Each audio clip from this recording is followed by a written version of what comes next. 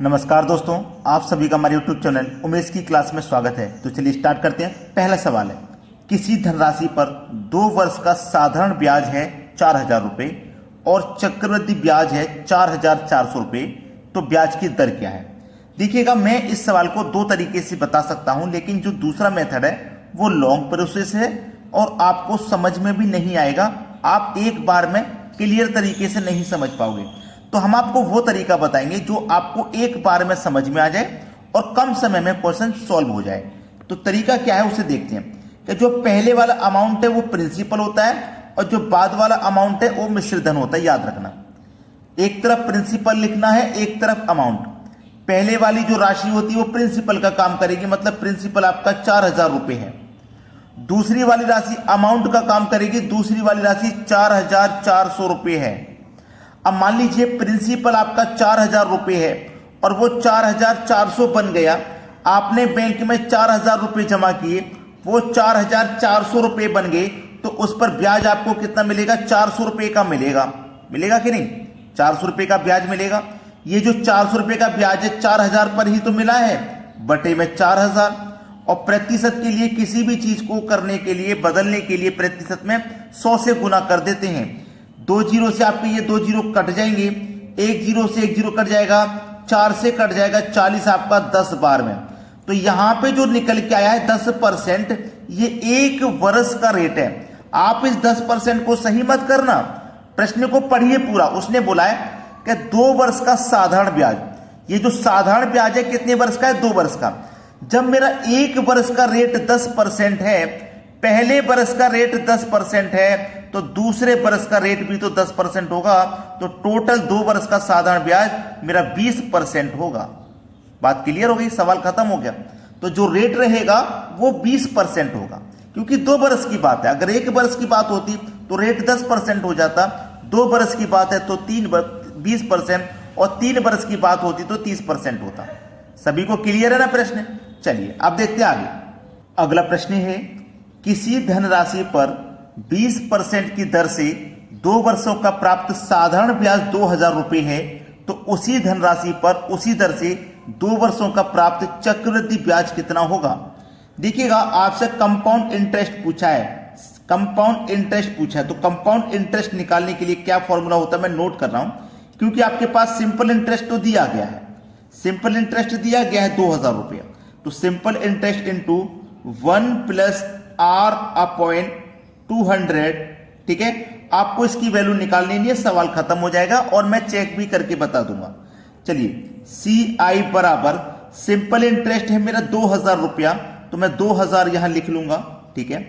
1 plus R की value, R मतलब rate मेरा कितना है 20%, तो मैं 20 लिख लूंगा, बटे में 200 है तो 200 लिख लूंगा, ठीक है। अब चलिए, अगर मैं इसको कटाता हूं तो ये कितनी बार में कटेगा?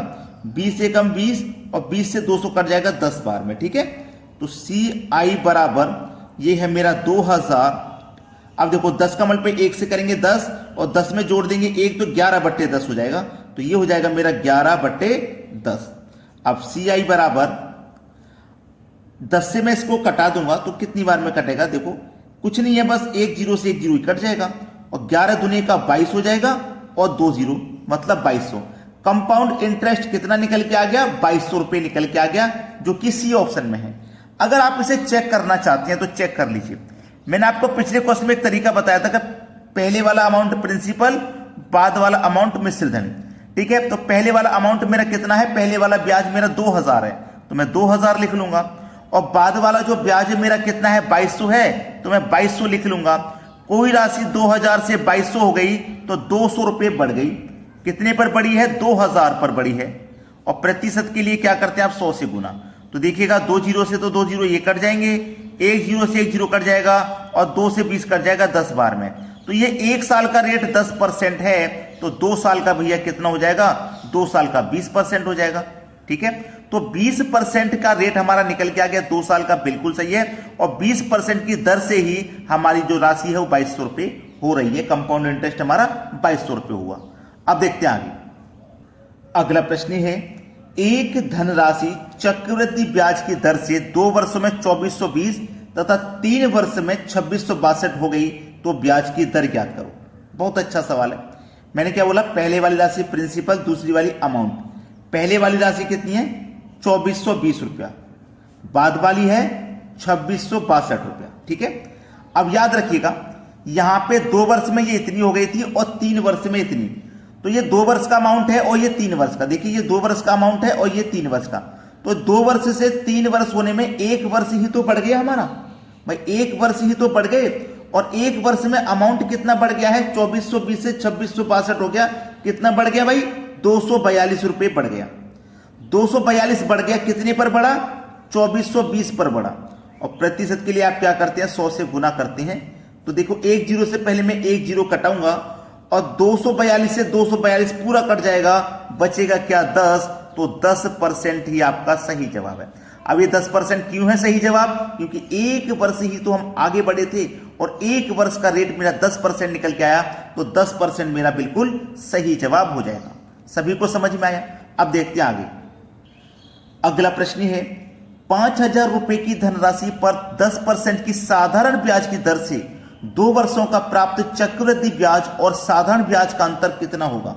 बहुत अच्छा सवाल है ये जो सवाल है ये या तो 2 वर्ष के लिए पूछा जाएगा एग्जाम में या 3 वर्ष के लिए पूछा जाएगा और पूछा ही जाता है। इसके आपको मैं फॉर्मूला लिख के बता देता हूं, डिफरेंस बराबर पी आर का स्क्वायर बटे में 100 का स्क्वायर। इससे आप नोट कर लीजिए 2 वर्ष के लिए कभी भी साधारण ब्याज चक्रवृद्धि ब्याज का अंतर पूछे 2 वर्ष के लिए इसी से निकलेगा। ठीक है, चलिए डिफरेंस ही तो निकालना है। डिफरेंस बराबर प्रिंसिपल 5000 दिया गया है, 5000 लिख लेंगे, रेट आपका 10 दिया गया है तो 10 का स्क्वायर कर देंगे 100 हो जाएगा, बटे में 10,000 आ जाएगा, 100 का स्क्वायर 10,000 आ जाएगा, 10,000 लिख लो। 2 जीरो से तो आपके 2 जीरो ये कट गए और 2 जीरो से 2 जीरो ये कट गए, डिफरेंस आया केवल 50 रुपए निकल के। आंसर आ गया जी, यही तो आंसर है 50 रुपए, पहला ऑप्शन बिल्कुल सही जवाब। अब देखते हैं आगे, अगला प्रश्न है यदि किसी धनराशि पर 10% की वार्षिक दर से 2 वर्ष का प्राप्त चक्रवृद्धि ब्याज एवं साधारण ब्याज का अंतर 60 रुपए हो तो धनराशि बताइए। मैंने अभी पिछले क्वेश्चन में 2 वर्ष का अंतर वाला ट्रिक बताया था जिसमें लिखवाया था डी बराबर पी आर का स्क्वायर बटे में 100 का स्क्वायर। साधारण ब्याज और चक्रवृद्धि ब्याज के अंतर वाले जो क्वेश्चन होंगे वो इसी से होंगे, 2 वर्ष वाले। अब आपके पास देखो अंतर दिया गया 60 रुपए, डी की वैल्यू दी गई है 60, तो 60 लिख लीजिए। प्रिंसिपल निकालना है, पी लिख लीजिए। आर की वैल्यू है 10, तो 10 का स्क्वायर कर दो 100 हो जाएगा और 100 का स्क्वायर कर दो 10,000 हो जाएगा।